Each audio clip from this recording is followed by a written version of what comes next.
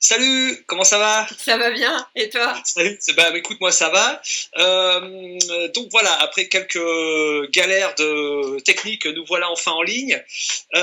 Donc, pour ceux qui découvrent cette vidéo, euh, en fait c'est une vidéo que nous avons décidé, Boadicée et moi, de faire suite à un échange via Facebook où on parlait de l'enseignement des runes et de la nécessité d'avoir quelque chose de sérieux parce que on aura le temps d'explorer tous les problèmes qu'on rencontre au cours de cette conversation et de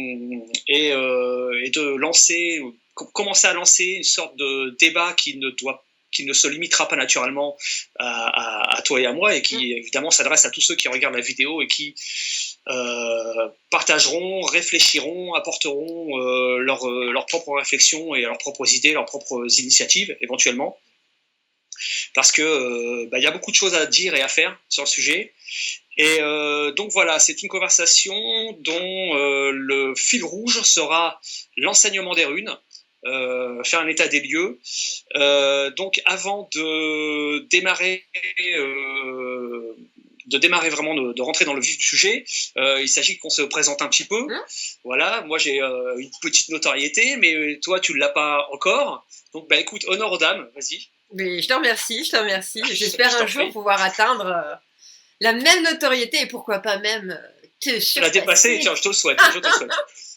Mais écoute, voilà, moi ça fait, je suis newbie, hein, on va dire dans l'univers unique, puisque ça fait à peine 2 ans que je baigne dedans, on va dire pas à temps complet, mais quand même de manière assez approfondie. Donc je suis l'administratrice du groupe donc Runes et Mythologie Nordique sur Facebook. Donc voilà. Je me pensais pas forcément prédestinée aux runes. J'ai toujours eu cette petite sensibilité aux choses un peu inexpliquées et elles se sont un petit peu imposées à moi par différents parcours et du coup en découvrant d'ailleurs aussi tes vidéos, puisque tes vidéos m'ont beaucoup aidé parce que c'est pas évident quand on démarre de Bah, trouver de bonnes sources, de trouver cette conversation, mais c'est ça, voilà. c'est exactement ça. Donc, comment interpréter ce qu'on voit, les sources, le vrai du faux, le new age de la tradition. C'est hyper compliqué quand on n'a pas la chance d'être accompagné. J'ai d'ailleurs beaucoup de chance. Tout le monde ne l'a pas. Donc c'est pas évident. Et c'était important pour moi aussi qu'on fasse cette vidéo, justement, pour qu'on aide tous ceux qui étaient dans mon cas il y a 2 ans, qui ne savent pas forcément vers où se diriger, quel type de source utiliser, et puis commencer déjà à intégrer ne serait-ce que les bases. Les bases, parce que moi, se lancer dans les runes comme ça du jour au lendemain, sans étudier, et ça, tu le répètes suffisamment, et on est beaucoup à le répéter, sans étudier la mythologie auparavant, sans connaître l'histoire des peuples qui ont utilisé ces runes, ben, c'est juste incohérent. Donc voilà. Ah bon, ouais. Alors c'est intéressant tout ça parce que en fait, je vais d'abord me présenter puis ensuite expliquer ce qui, à mon sens, fait l'intérêt de ce genre de conversation. Alors Aldan Rickarson, je suis auteur d'une série de livres. Voilà, j'en ai fait 3. Voilà, je les ai montrés pour. Voilà, ça c'est le plus connu, Calendrier runique Zotou, qui va avec le calendrier, mais également le Malus Mal, sur la mythologie, les origines mythologiques des Germains, et le petit dernier qui est lui spécifique aux runes, aux racines des runes.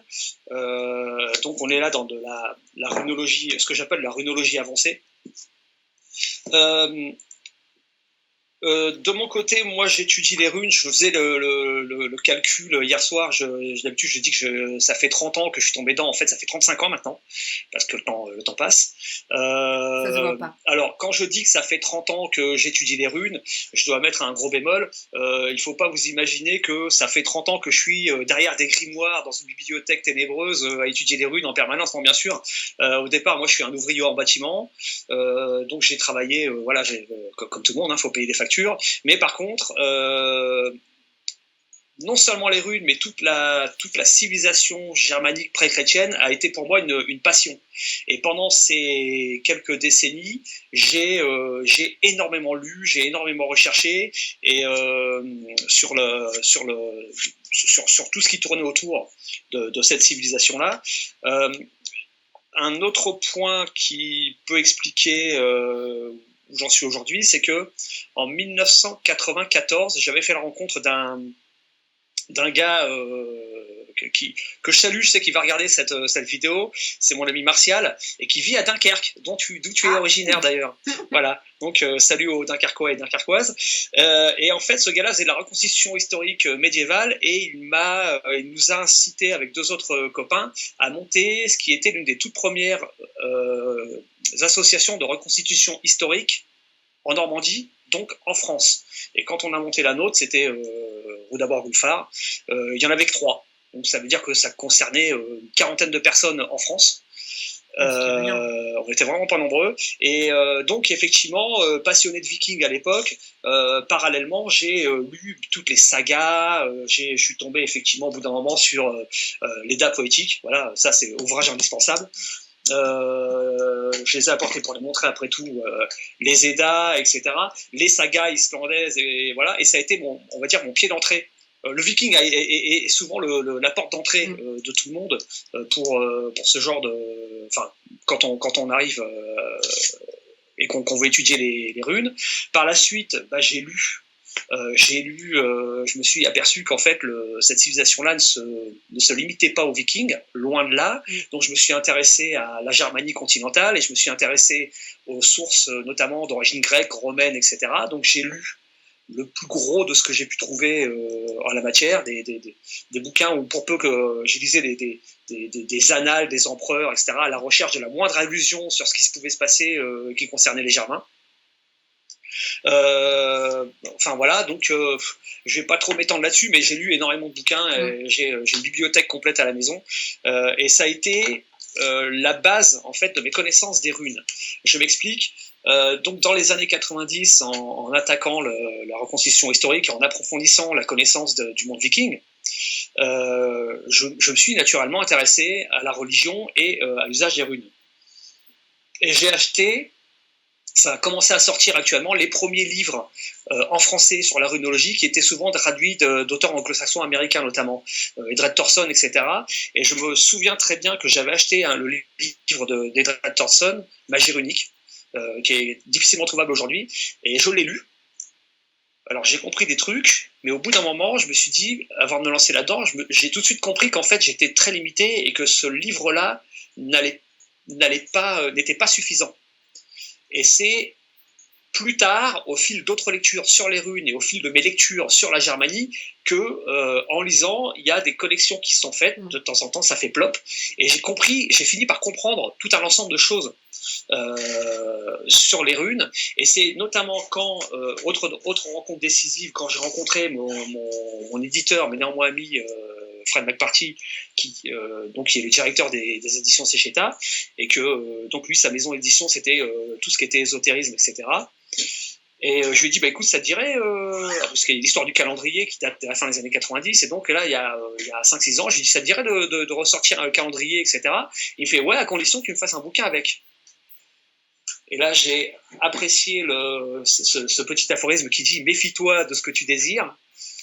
Là, je me suis senti, là, sur le coup. Et donc, j'ai tourné autour pendant quelques mois, et puis un jour, je m'y suis mis, et tout est sorti en 1 mois et demi. J'ai sorti le bouquin en 1 mois et demi.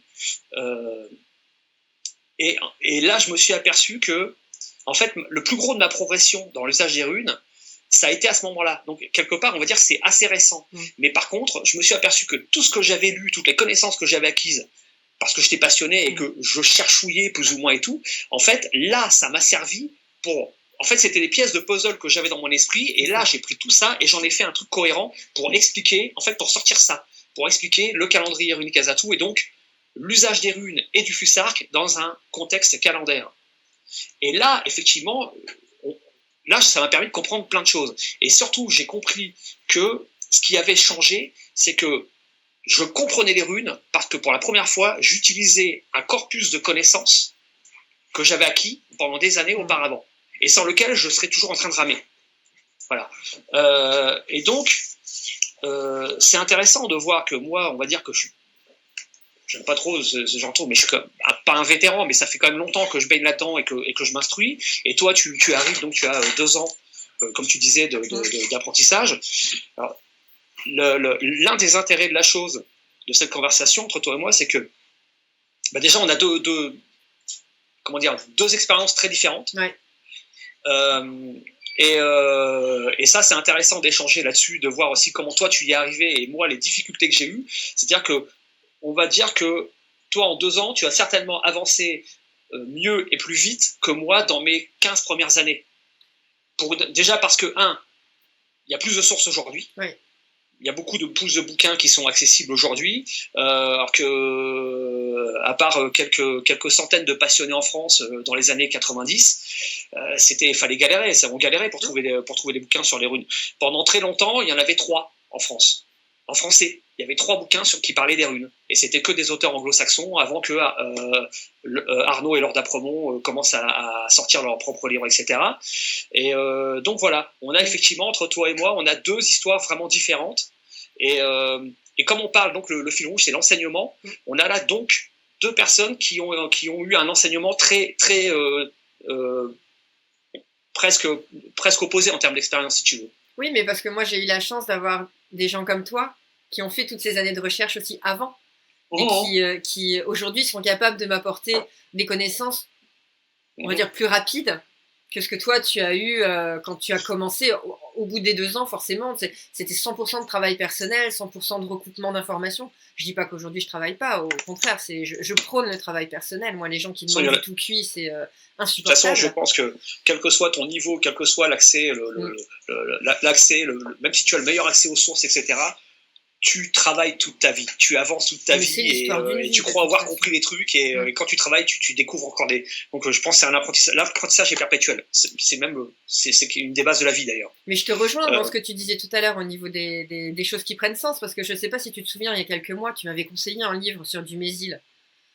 Oui, oui. Imbuvable. Donc on repart, on a eu un petit problème technique, ne vous inquiétez pas. On en était, donc tu nous disais, tu parlais du Mésil, donc de la lecture du Mésil. Oui. Et j'étais en train de te dire que effectivement, il est absolument nécessaire. D'ailleurs, ça illustre bien tout le propos et tout le problème que rencontrent beaucoup de gens. C'est qu'il faut d'abord acquérir un certain nombre de connaissances, on va dire, annexes. Enfin, des connaissances qui tournent autour des runes et du Fusark avant d'attaquer le sujet. Exactement. Et ça, malheureusement, on est confronté à toute une nouvelle génération de jeunes gens qui s'intéressent aux runes et qui, étant jeunes et surtout étant de leur génération, veulent sauter les étapes, veulent attaquer directement le sujet et fatalement, s'ils trouvent les bonnes sources, déjà, ils se plantent. Ouais. Et en plus, souvent, ils ont des sources absolument catastrophiques. Là, j'ai passé pendant les derniers jours, j'ai regardé des tutoriels sur YouTube. Je sais pas pourquoi, j'avais toujours hésité à faire ça pour voir un peu ce qui se disait, etc. Et je suis catastrophé. Ça fait peur, hein, quand tu vois à quoi on est confronté. Voilà. Et donc, effectivement, d'où effectivement la nécessité d'un enseignement sérieux et de proposer quelque chose de carré, quoi, et de lutter contre. C'est peut-être un peu dur d'utiliser ce mot-là, et je sais qu'il y en a beaucoup qui vont peut-être me le reprocher, mais on lutte contre la médiocrité. Voilà, c'est terrible à dire, mais c'est ça. Maintenant, maintenant qu'on sait que cet enseignement est absolument obligatoire et on peut pas en faire l'économie. Voilà. Quand on veut étudier les runes, il y a des tas de choses qu'il faut savoir et on peut pas en faire l'économie. La question, c'est que j'avais mis moi mon premier point, c'est d'abord un enseignement pour qui ? Doit-il être ouvert à tous ou secret ? Parce que là, ça rejoint un truc qu'il faut établir aussi, c'est l'étymologie du mot rune. Oui. Et le fait que je dis souvent qu'il faut se référer à la tradition quand on a un doute. Or, le mot rune signifie secret, mystère. C'est dans n'importe quel livre qui parle un peu sérieusement des runes, vous allez trouver des des rapports sémantiques, des étymologies, des noms dans les différentes langues germaniques et même celtiques, parce que c'est un très vieux concept qui vient des Indes européens, on parlait de Misil. Et donc on a le mot veut dire donc secret, rune. Les runes étaient du temps de la Germanie pré-chrétienne, de ceux qui ont inventé le système et qui l'ont utilisé et à qui on doit tout aujourd'hui. Pour eux, c'était un secret qui était réservé à une élite. Tout le monde n'utilisait pas les runes, tout le monde n'avait pas le droit d'utiliser les runes, et c'était le maître qui enseignait oralement les runes à un élève choisi parmi une élite. Alors, là, évidemment, le concept rentre frontalement avec le monde moderne et son égalitarisme. Effectivement, il y a beaucoup notamment parmi les jeunes générations, des gens qui vont avoir beaucoup de mal à comprendre l'intérêt de la chose. Parce qu'effectivement, au bout d'un moment, il faut comprendre aussi que, aussi, je dirais pas malheureux, mais aussi déplaisant que ça puisse être, bah, ça devient une nécessité, au bout d'un moment, nécessairement. Et donc, si chez les anciens, la tradition des runes était un secret qui était réservé à une petite caste sélectionnée et à mon avis, jalouse de son pouvoir, est-ce que ça doit nous inspirer aujourd'hui? Et si oui, pourquoi? Voilà, là c'est une question que j'aurais voulu déjà te demander à toi ton opinion sur la chose. Mais c'est marrant parce que j'en ai encore parlé cet après-midi avec quelqu'un que j'ai rencontré. Alors c'est comme quoi il n'y a pas de hasard, hein. C'est quelqu'un que je suivais sur sa page Facebook et j'ai découvert bêtement hier qu'il avait une boutique à 4 minutes de chez moi, de là où je viens tout juste d'emménager. Donc on s'est... Ouais. Mais c'est ce que je dis, il y a pas de hasard. Les synchronisations, ça c'est assez magique. Et du coup, on en a discuté en début d'après-midi et...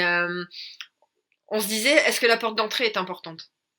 Est-ce que le fait d'ouvrir à un maximum de personnes, c'est pas justement la clé pour dire de pouvoir pas sélectionner? Parce que je me dis, qui on serait, nous, pour se permettre de sélectionner, tu vois? Je suis d'accord. Mais par contre, si vraiment on continue à garder ce secret, on va finir par tout perdre. On va finir par tout perdre. Et je connais certaines personnes qui aimeraient que ça reste vraiment dans une petite, une toute petite caste. Mais à un moment donné, si c'est pour qu'on meure tous avec, c'est pas assez. Enfin, moi, j'ai envie que ça dure. J'ai envie que ça dure le plus possible. Je suis jeune dans mon apprentissage. Bon, je suis jeune aussi, mais surtout dans l'apprentissage. Et j'ai envie que ça perdure. Et j'ai envie de pouvoir absorber un maximum d'apprentissage, d'informations, de connaissances de personnes comme toi, qui vont justement avoir la générosité de me partager votre savoir. Si je vous avais pas, vous, pour me transmettre... là, je pense que tu as prononcé le mot-clé, c'est la transmission. La transmission, bien sûr. C'est-à-dire que moi, c'est pareil. Ce que je sais... je ne l'ai pas découvert tout seul. Hein, je suis pas, comment dire, il faut avoir la modestie et l'honnêteté de dire que il fut un temps où j'étais comme n'importe quelle autre personne qui peut nous écouter aujourd'hui, qui découvre et qui se dit mince, apparemment c'est pas facile et tout, et est-ce que je vais y arriver, etc. Mais j'ai été débutant aussi, je suis arrivé, j'ai découvert, voilà, j'ai ramé, j'ai eu mes périodes de doute, de frustration, il y a des moments où je comprenais rien, c'était décourageant, j'ai laissé tomber pendant des mois, voilà. Donc effectivement, quoi qu'on fasse, en admettant, et j'ai même pas cette pression, cette prétention-là, en admettant que j'ai une quelconque excellence en la matière, tout ce que je peux dire, c'est que j'en sais plus que la moyenne. Voilà, c'est tout. Mais en même temps, je ne le saurais pas s'il n'y avait pas eu avant moi des gens qui ont travaillé sur les runes, qui ont écrit des livres d'histoire, s'il n'y avait pas des archéologues qui ont travaillé, qui ont fait des rapports, etc., etc. Donc, on a tous cette connaissance de quelqu'un d'autre. Donc, effectivement, la nécessité, l'obligation de la transmission, elle est évidente. Je pense que une fois qu'on a dit ça, je pense qu'on peut mettre le sujet de côté.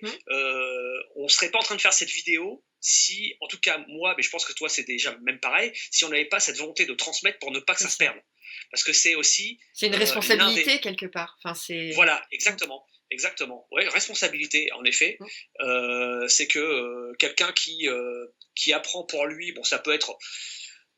J'ai longtemps été tout seul, hein, en apprendre. Pourquoi? Parce que personne ne s'intéressait à ça autour de moi, très peu de gens, hein, voilà.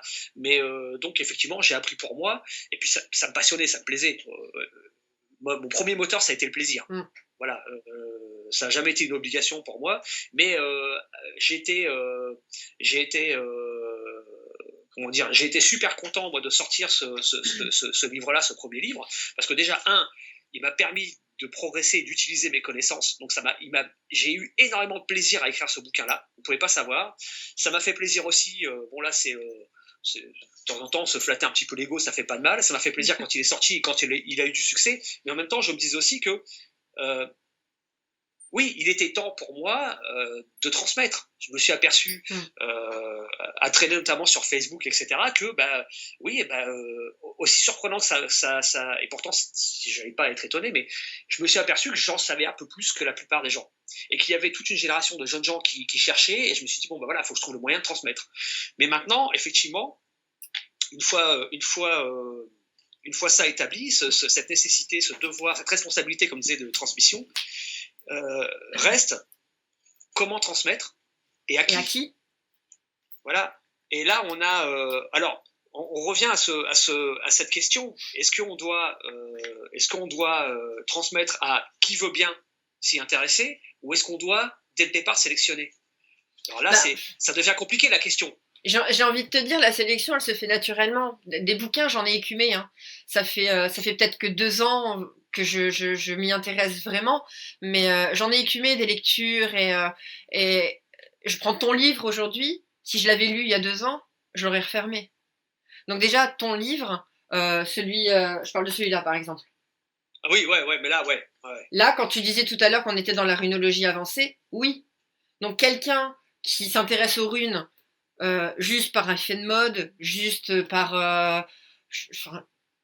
juste, c'est évident qu'effectivement, superficiellement, s'il tombe là-dessus, il abandonne. Hein, il le fout dans une boîte à livres, hein, clairement. Donc c'est ça aussi, je pense. Quelqu'un qui a envie vraiment de s'y intéresser, s'il comprend ça, c'est qu'il y a du taf avant. Donc la sélection, elle se fait. La sélection, elle se fait, je pense. Ouais. Alors, ouais, c'est ce que je pense aussi, et que de toute façon, les runes, en fait, c'est un sujet qui est tellement pointu, qui fait que c'est un peu comme n'importe quel sport. C'est-à-dire que on peut pas devenir Usain Bolt sous prétexte qu'on veut courir vite. C'est ça. Voilà. Il faut d'abord avoir le talent. Déjà, surtout dans le sport, il faut avoir il faut déjà avoir certains dons que donne la nature, le physique qui va avec, etc. Et en plus, il faut bosser et encore bosser. Bon, là, le talent, je pense pas avoir plus de talent que n'importe qui en matière de runes. Je me suis aperçu par contre, et ça c'est super important, parce que apparemment, pour revenir à la tradition aussi, d'après ce qu'on peut savoir, cette fameuse caste qui détenait le secret des runes était a priori, on n'a pas la preuve du contraire, mais a priori c'était détenu par des hommes, et les femmes n'y avaient pas accès. Alors c'est conjecturel, mais apparemment c'est comme ça. Alors aujourd'hui, moi qui me dis il faut se référer à la tradition, qu'est-ce qu'on fait? En fait, il y a aussi le fait qu'il faut qu'on considère que on ne vit plus au 8e siècle, on ne vit pas au 5e siècle, ni au 2e siècle, on est au 21e siècle, donc voilà. Et je me suis aperçu que d'une part, la transmission devait se faire grâce à des gens, et là, hommes comme femmes, qui veuillent bien s'en charger, c'est-à-dire qu'ils veulent bien apprendre pour retransmettre à leur tour, etc., et développer, retrouver tous ces secrets, d'une part. Donc là-dessus, il n'y a aucune raison, et on aurait tort de refuser l'aide des femmes. Et également, il y a une chose que j'ai constatée, c'est que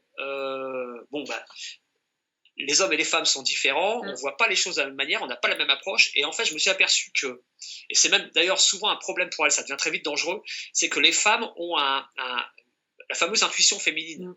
Et ça, c'est un outil qui est super pratique pour les runes, parce que moi j'ai vu souvent des femmes qui abordaient le truc, et au bout de quelques mois, je les voyais, elles avaient compris intuitivement énormément de choses. Bon, et on en parle souvent, hein. Tu me fais souvent la réflexion en me disant, tiens, de ce point de vue-là, J'avais jamais vu ça comme ça. C'est vrai que sur Oui, des choses toutes bêtes, des fois, ou quand on a le nez dedans depuis des années, on moi, je n'a pas regardais la là, même sensibilité. voilà, c'est ça, c'est ça. Mmh. Un truc qui est. Alors moi, je sais que j'ai une approche qui est très analytique, Mmh. quasi scientifique du truc. Il faut que je tourne autour du problème, Mmh. que j'analyse, que je tourne, etc. avant de comprendre. Et moi, j'ai vu des femmes qui arrivent, hop, on leur explique deux trois bricoles, etc. Elles lisent un bout de bouquin et tout, puis après, et c'est elles qui viennent m'expliquer. Par exemple.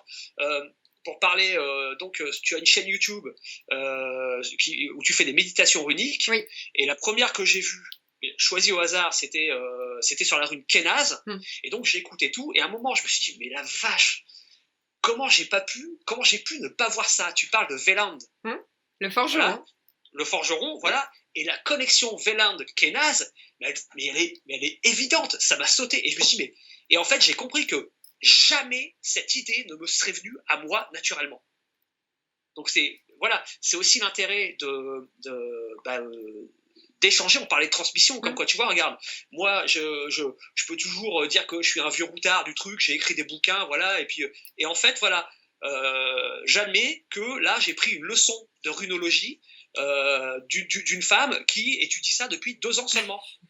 Voilà, donc et parce que c'est une femme, et parce que, etc., pour des tas de raisons. Donc, je veux dire, je peux pas dire non plus, je peux pas dire que je suis un vieux sage ou des trucs dans ce genre-là. J'apprends tous les jours.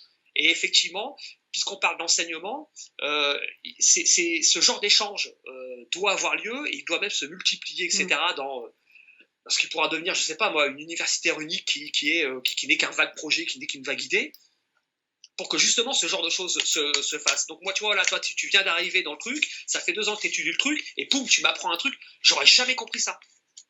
Voilà. Et d'où l'intérêt aussi d'un enseignement, c'est que quelqu'un qui apprend ne peut pas rester tout seul, ou il va très vite. Bah déjà, il va pas avancer vite, il va très vite être bloqué, oui, et pour peu qu'il n'ait pas les bonnes sources, il va... Voilà, donc c'est... Enfin voilà, je pense que pour résumer là ce point, je pense qu'effectivement, de toute façon, quel que soit l'enseignement qu'on pourra aider à proposer à des débutants et des débutantes, cet enseignement fera sa sélection. J'en suis persuadée. Voilà, c'est ça. Mais évidemment, je veux dire, moi, on peut m'expliquer la physique quantique. Au bout d'un moment, j'ai les capacités ou pas, mais jamais j'aurai le niveau de Stephen Hawking. Voilà, donc c'est ça. Je veux dire, c'est à bout d'un moment quand on est dans un. C'est pour ça que tout à l'heure, je parlais du mot médiocrité, mais et c'est pour ça quelque part l'enseignement des runes, il est naturellement élitiste. C'est que on peut pas croire à l'égalité de tout le monde dans des enseignements pareils. Tout le monde ne peut pas devenir un pro de physique quantique. Voilà, c'est aussi bête que ça. Et donc cette sélection, effectivement, cette élite finira par se dégager d'elle-même. Mais ne serait-ce qu'au niveau du travail aussi, du travail apporté. C'est ce que tu disais tout à l'heure. On a une jeune génération aujourd'hui où c'est tellement plus facile de poser une question que de prendre un bouquin et d'aller chercher. Et ça, c'est pas possible. Aujourd'hui, mais au-delà de ça, au-delà de l'apprentissage, s'il y a une chose que j'ai compris, moi, avec les runes, c'est que ça se mérite.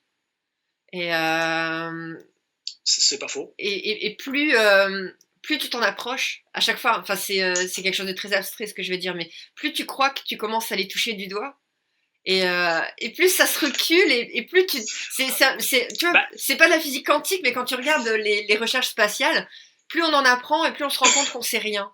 Voilà, avec les runes, c'est pareil. À chaque fois qu'on découvre quelque chose, on se rend compte du travail énorme qui nous reste à faire encore. Mais c'est passionnant. Et j'en suis là. J'en suis là, et j'en suis, on va dire, c'est pas que j'en suis toujours là, je sais que j'en serai toujours là, c'est-à-dire qu'on trouve une réponse et ça ouvre la voie à d'autres questions. C'est ça. Donc c'est une quête qui est éternelle. Perpétuel, c'est perpétuel. Voilà, c'est ça. Mais c'est ce qui enrichit ta vie aussi, hein, donc voilà. On parlait donc sur mon papier, j'avais noté, voilà. Un point important, donc, c'est aujourd'hui, quels sont les moyens actuels d'apprentissage pour quelqu'un qui, par exemple, découvre les runes, qui s'intéresse à ça. Voilà. Qu'est-ce qui est aujourd'hui à sa disposition pour avancer sérieusement, et quelles sont les limites des sources disponibles, et qu'est-ce qui nous manque, voilà. Qu'est-ce qui, par exemple, en fait, là, je crois que c'est la question, elle est pour toi. C'est-à-dire que tu as accès, alors tu as eu la chance d'éviter les écueils de médiocrité et des gens qui racontent n'importe quoi sur les runes. Ça, malheureusement, c'est la majorité. Et donc, tu as eu des sources de qualité. Et je ne parle pas que des bouquins, parce que ça suffirait pas. Je veux dire, mes bouquins ne suffisent pas, loin de là. Il faut étudier beaucoup d'autres choses. Et qu'est-ce qui, aujourd'hui, te manque? Et d'abord, te manque selon toi, pour progresser, et qui manque effectivement aux débutants et débutantes, et comment y remédier? Alors là, la question, elle est pour toi. J'ai envie de te dire que je suis un mauvais exemple parce que je suis très bien accompagnée, et j'ai envie de te dire qu'à aujourd'hui, ce qui me manque le plus, c'est le temps, mais pas les sources, parce que j'ai la chance d'avoir quelqu'un qui me transmet son savoir, que je remercie, il se reconnaîtra d'ailleurs. Mais je pense que c'est ça qui manque aujourd'hui, qui manque cruellement, c'est de trouver des personnes de qualité et qui sont prêtes à donner de leur temps, des petits bouts de leur vie pour transmettre. Et ça, aujourd'hui, ben, il n'y a pas une liste qui existe des maîtres runiques à votre disposition. Ouais. Donc, ce qui manque aujourd'hui cruellement, je pense que c'est ça. On a besoin de transmettre, mais qui peut transmettre aujourd'hui? Ouais, c'est effectivement, là, c'est le gros problème. Alors, je sais qu'il y a des gens qui sur le coup, en secret, la personne dont tu parlais, j'imagine qu'elle t'enseigne à toi, mais elle t'enseigne qu'à toi. Je pense. Ou je me trompe peut-être. Hein. Non, je pense que oui. Donc, non, mais c'est déjà bien. Moi, de mon côté, j'enseigne, en vérité, en vérité, j'enseigne des généralités. Sur les runes, et donc moi je fais ça de manière plus large et accessible au plus grand nombre, grâce à mes livres, mais effectivement moi je sais que ça ne suffit pas, parce qu'en plus quelqu'un qui débute, j'ai l'impression, peut trouver des bonnes sources, pour peu qu'il ait la chance qu'on l'oriente déjà dès le départ. Et là en fait on a un très très très gros problème. C'est que pour moi, actuellement, la plus grosse difficulté qu'on rencontre, c'est justement cette prolifération de gens, souvent des jeunes gens, qui débarquent dans le sujet. Moi, j'ai peut-être une image faussée de tout ça, mais moi j'ai l'impression que depuis qu'il y a eu cette fameuse série Viking, que je hais du plus profond de mon cœur, simplement pour les effets néfastes qu'elle a sur l'apprentissage ne serait-ce que du monde viking, quoi. Je veux dire, c'est catastrophique. J'ai l'impression qu'il y a une prolifération de gens qui arrivent, parce que c'est facile effectivement de monter une chaîne YouTube, et puis voilà. Je vois des gens, pas plus tard que cet après-midi, je voyais un gars qui a acheté un bouquin, et malheureusement c'était pas le bon bouquin, et qui à partir de ça, donc il montre son bouquin, et puis à partir de son bouquin il fait un tutoriel pour voilà comment tirer les runes. Donc voilà, on a quelqu'un qui débute, va faire une recherche sur YouTube, tutoriel, comment tirer les runes, il tombe là-dessus, et il tombe sur un gars qui est pas malhonnête, je veux dire, qui est pas, voilà, mais qui, il a lu un livre, il ne connaît rien d'autre, il ne connaît rien du contexte, il connaît rien de la mythologie, il connaît rien de l'histoire des runes, et donc des peuples et de la civilisation qu'il a sous-tend. Il n'a aucune connaissance du panthéon,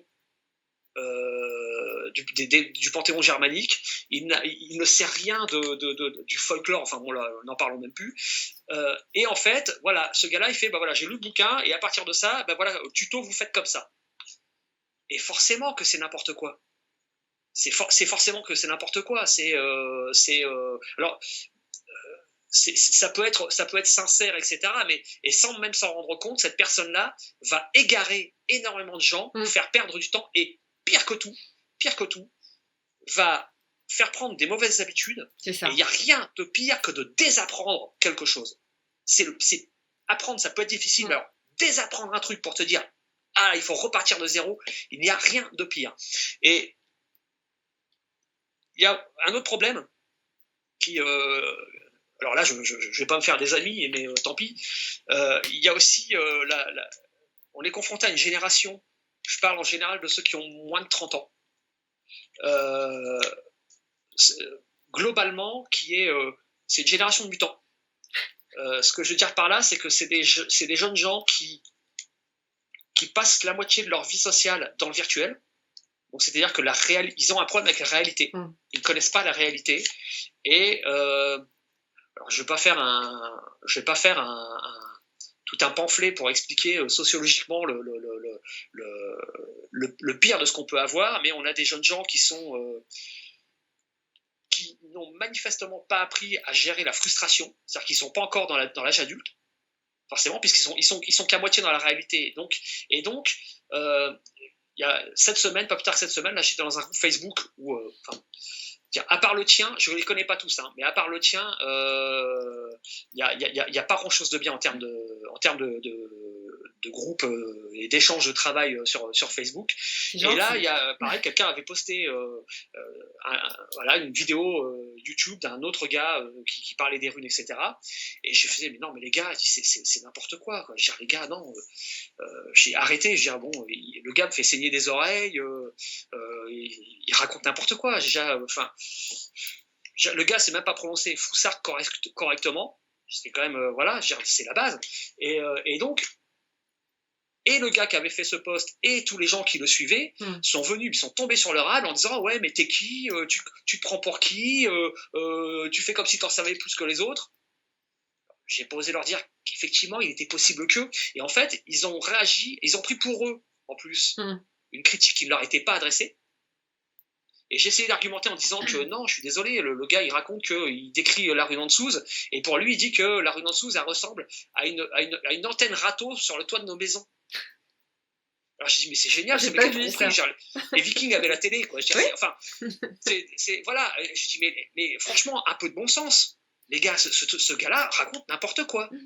Et donc, tes vidéos, on en a rien à foutre, etc. Et puis finalement, le gérant du groupe m'a contacté. Ouais, mais c'est pas la première fois que patati patata, tu la ramènes, tu contraries en gros mes clients. Il m'a fait, fais attention parce que sinon, non, ne me laisse pas agir.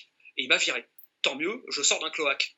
Voilà. Mais en fait, on a aussi affaire parmi tous les gens qui veulent aujourd'hui, qui disent qui prétendent apprendre les runes, on a affaire aussi à une génération de gens, alors c'est pas tous dans cette génération, bien sûr, mais qui ont un problème avec déjà la notion même d'apprentissage. C'est-à-dire que non seulement, et là c'est pas de leur faute, ils tombent facilement dans des écueils, mais quand on leur dit ouais mais non, c'est pas ça, etc. Alors moi je me sens mal parce que j'ai l'impression de faire le gars qui essaye de vendre sa camelote. Non, achète pas ça, prends plutôt mon truc, tu vois. Donc quelque part là-dessus, ça me délégitimise. Je te rassure, j'ai rien à vendre, je fais la même chose que toi et tout le monde me tombe sur le râble aussi, hein, donc. Voilà. Alors c'est un truc qui est assez détestable, qui est très pénible.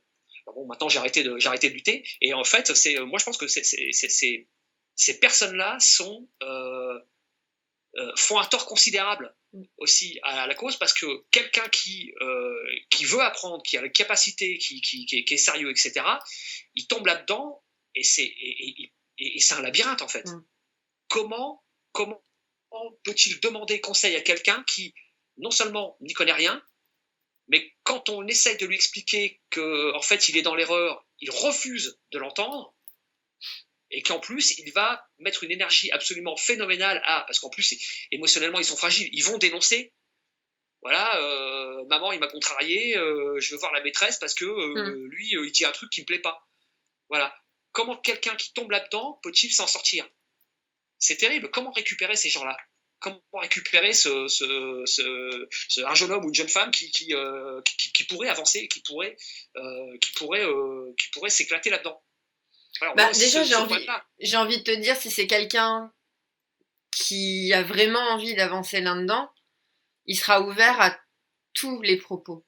Moi, je sais que quand on me dit, quand j'ai regardé des débats, quand j'ai lu des débats entre différentes personnes, au début, je connaissais personne. Je te connaissais pas.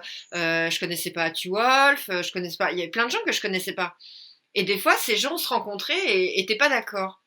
J'ai jamais pris parti pour l'un ou pour l'autre. Je les connaissais pas plus l'un que l'autre. Je savais pas qui avait raison ou tort. Mais je les ai étudiés tous les deux, tous les trois. J'ai regardé ce qu'ils proposaient, ce qui me semblait logique, pas logique. Des fois, quand on regarde la disposition, par exemple, des runes d'Agaz et Otala, on n'est toujours pas d'accord. Et je pense qu'on le saura jamais parce qu'on n'a pas la réelle Enfin, on n'aura Ouais, jamais la... Enfin, ouais. Moi, j'ai mon interprétation, mais je ne fais que proposer une... Oui, voilà. Et moi, j'ai la mienne aussi. Mais je trouve ça super intéressant parce que on échange. Ton point de vue tient la route, son point de vue tient la route, mon point de vue tient la route, mais on se respecte. Donc à partir du moment où tu expliques, attention, là vous faites une erreur, ce qui est proposé n'est pas bon, ça correspond pas. Si les gens sont pas là à t'écouter, s'ils ne prennent pas en compte ta remarque, et que direct ils se ferment, ils se bloquent et te disent mais tu connais rien ou pour qui tu te prends machin, j'ai envie de te dire ces gens-là n'en valent pas la peine. Oui, ça c'est vrai, mais en fait, ce que je voulais, ce que je voulais évoquer, c'est la personne qui, par exemple, se met à la recherche, et voilà, quelqu'un qui a un compte Facebook et qui va s'inscrire à différents groupes, qui va pas tomber, par exemple, sur le tien, notamment. Je suis certain qu'il y en a d'autres de la même qualité, je les connais pas, faudrait fouiller, et qui va tomber sur les groupes, parce qu'en plus, les groupes dont je parle, et c'est la majorité desquels je dois être sur une dizaine de groupes qui parlent du sujet, et c'est comment dire, et c'est assez, c'est assez similaire. Alors déjà, plus ils sont jeunes, plus ils viennent d'arriver, plus ils sont dogmatiques, faut dire le mot, ils sont bornés. Et en fait, comme forcément, à Souvol, je me disais, c'est lui qui m'avait, j'avais suivi dans certains groupes, et lui, il en est sorti parce qu'effectivement, en fait, ils réagissent comme des sectes. Comme ils ne supportent pas la frustration, ils ne supportent pas la confrontation, ils ne supportent pas l'échange, ils ne veulent discuter qu'avec des gens qui sont d'accord avec eux. Ça, c'est bien, on est d'accord, donc on est comme ça. Et si quelqu'un dit non, voilà, hop, ils éjectent. Donc, ils sont en cercle fermé. Et donc, quelqu'un qui arrive et qui tombe là-dessus, il n'a pas le deuxième son de cloche. Aussitôt va-t-il apparaître qu'il va être éjecté.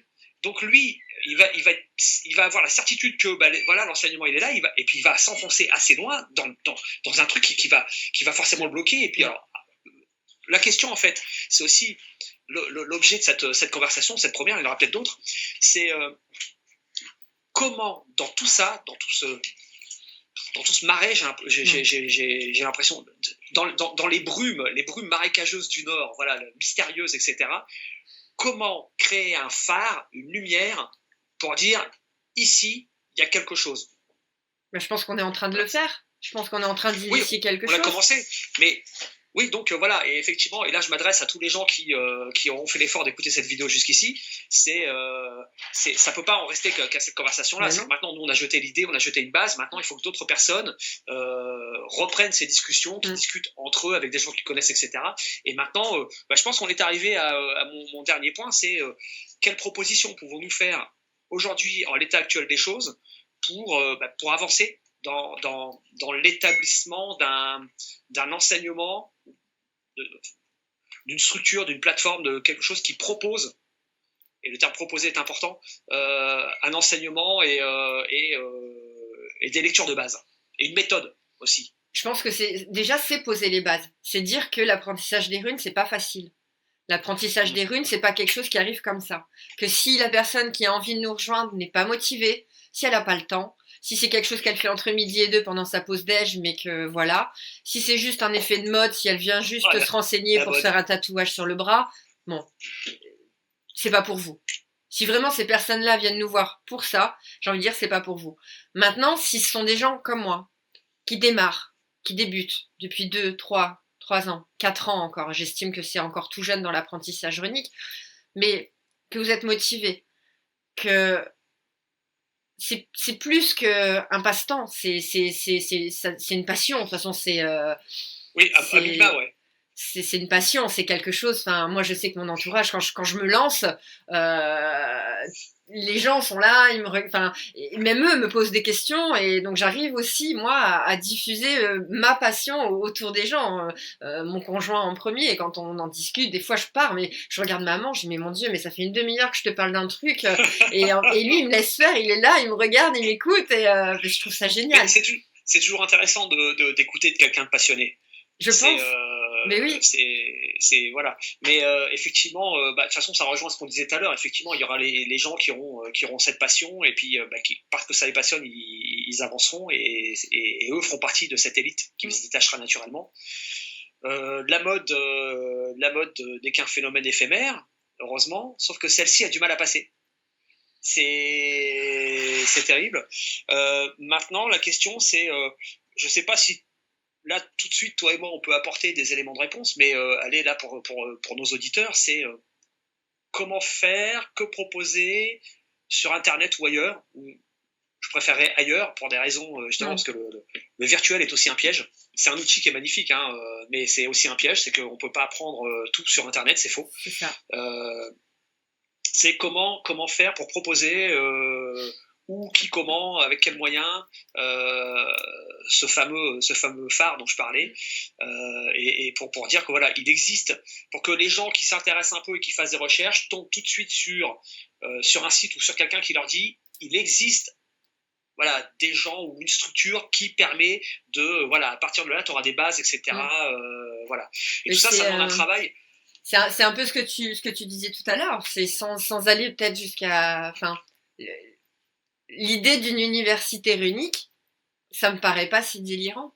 Le fait d'avoir une école au sens large. Ça serait génial. Où tu sais qu'à cet endroit-là, tu auras toujours quelqu'un qui répondra à ta question, tu trouveras des sources fiables, des sources vérifiées, où tu auras toujours quelqu'un en face de toi qui sera prêt à débattre dans la bienveillance, dans le respect. Ce serait... Enfin, moi, à mon niveau, j'adorerais avoir ça. J'adorerais avoir ça. Et moi aussi, parce que si j'ai des choses si j'ai des choses à transmettre, j'ai aussi des choses à apprendre.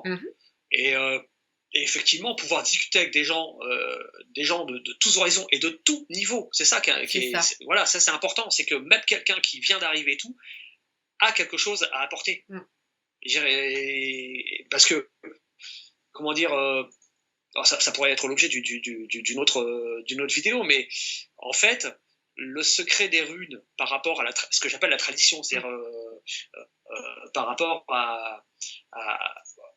au maître des runes de la Germanie ancienne, il y a ce que j'appelle la césure, c'est-à-dire que ce secret s'est perdu du fait de la christianisation. Et en fait, ce sont les modernes qui s'y sont intéressés et qui ont commencé par fouiller, qui lentement, mais sûrement, en Scandinavie, en Angleterre, aux États-Unis aussi beaucoup, ont commencé à accumuler des connaissances, etc. Et c'est à partir de ça que des auteurs comme Freya Aswyn, etc., ont pu enseigner les runes et nous apprendre énormément de choses. Il faut savoir d'ailleurs que quand je parle de l'enseignement des runes en France, j'entends en France dans le monde francophone, évidemment, ça inclut voilà, la Belgique, la Suisse, même Dunkerque. Attention. Québec aussi, la belle province. Par exemple, en Angleterre et aux États-Unis, il y avait déjà des écoles, des écoles runiques, des enseignements runiques dès les années 80. Freya Aswyn enseignait les runes à Londres en 1984, par exemple. Voilà, c'est-à-dire que nous, on a, voilà, début 80, on a pratiquement 40 ans de retard. 40 ans de retard. Voilà, bon, on le rattrape bien, mais effectivement, il faut trouver le moyen alors je sais que il y a ces dernières années, j'ai essayé de proposer des conférences ou des choses comme ça, ou des séminaires. Bon, ça fonctionne pas pour tout un tas de raisons, notamment conjecturelles, mais effectivement, idéalement, il faudrait pouvoir présenter à différents endroits de France et de Navarre ou en Belgique ou peu importe des séminaires où plusieurs personnes se réuniraient pour apprendre à des débutants, enfin voilà, échanger en fait. Non pas apprendre en vérité, mais échanger et donner des conseils, orienter, etc. L'enseignement participatif. Ouais. Mais bon, on en est loin, mais en fait voilà, le but de cette vidéo, peut-être qu'on en fera d'autres, je sais pas, sur un autre thème. En fait, c'était effectivement c'est de lancer l'idée, c'est d'initier ce mouvement qui peut-être, grâce aux auditeurs, qui prendront l'initiative après nous et qui voilà finira par aboutir à ce genre d'initiative. Voilà. Déjà de nous dire suite à cette vidéo ce qu'ils en ont pensé. Leur ressenti aussi, eux, où ils en sont dans leur apprentissage aujourd'hui, et ce qui leur manque, parce que moi, ce qui m'a manqué n'a peut-être pas manqué à certains, et vice-versa. Et voilà, d'essayer de créer une émulsion, un courant de pensée même. qui... Ouais. Je crois que on a fait grosso modo le tour, je pense, du sujet. Voilà, maintenant la suite c'est effectivement comme tu disais, c'est les gens qui vont réagir, qui vont donner leurs commentaires, leurs idées et puis et pourquoi pas refaire des vidéos avec toi ou d'autres personnes, toi et moi avec quelqu'un d'autre, moi avec quelqu'un d'autre, etc. Et essayer d'avancer. Donc voilà, on peut conclure, je pense. Je pense qu'on peut conclure. Ouais, voilà, donc c'était une première vidéo, une conversation, non pas un débat, mais une conversation sur le thème de l'enseignement et des défis qu'on a à relever sur cette question-là. Et maintenant, la suite appartient à vous qui avez écouté. C'est ça. Voilà. J'espère avoir lancé quelque chose et que quelqu'un reprendra la balle au rebond. On a ouvert la brèche maintenant. À vous de nous dire. Exactement. Voilà. Bah écoute, merci en tout cas. Mais merci à toi. Je suis content d'avoir pu faire cette vidéo parce que ça a été compliqué. Ouais, ça a été compliqué. Mais bon, voilà. Victoire. Ouais. Maintenant, Matt qui est là, je l'ai là, il est à portée de main. Je veux le mettre au boulot tout de suite. Là, tu travailles pas cette nuit. Enfin, tu dors pas cette nuit, tu travailles. Voilà. Non, ben voilà. Sinon, écoute, bonne soirée à toi. Mais toi aussi. Bonne soirée à tous les auditeurs ou bonne matinée, peu importe. Oui. Voilà, où vous soyez dans le monde. Et puis, écoute. À très bientôt. À bientôt. Salut. Salut. Bisous.